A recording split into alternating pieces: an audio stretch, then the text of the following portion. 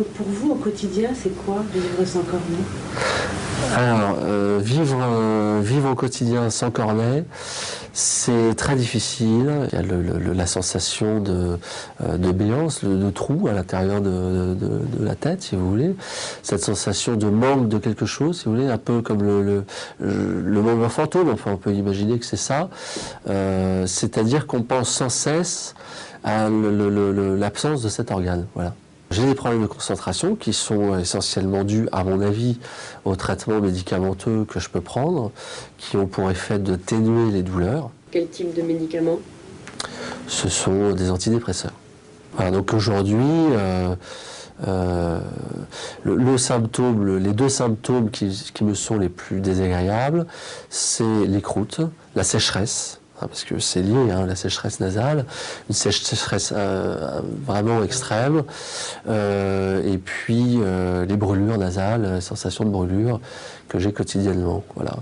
Alors, il y a ces symptômes, et puis il y a les traitements qui sont aussi dérangeants.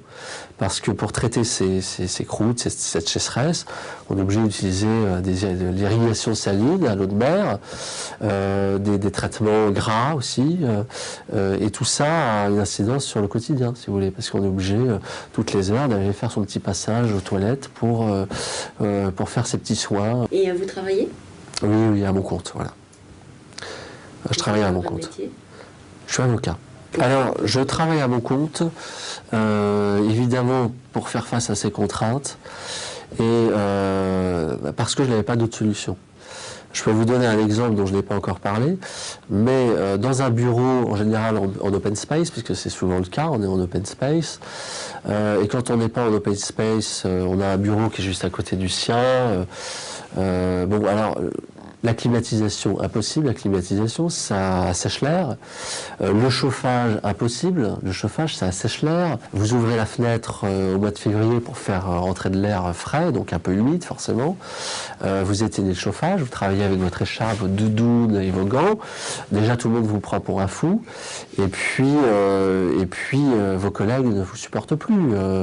Et donc, au bout d'un certain temps, on vous met à la porte. Voilà. C'est ce qui vous est arrivé? Bien sûr, c'est arrivé plusieurs fois. Voilà, donc là, je travaille avec les contraintes qui sont les miennes, sans avoir de compte à rendre, sans souffrir du regard d'autrui, et c'était la seule solution de toute façon. Voilà.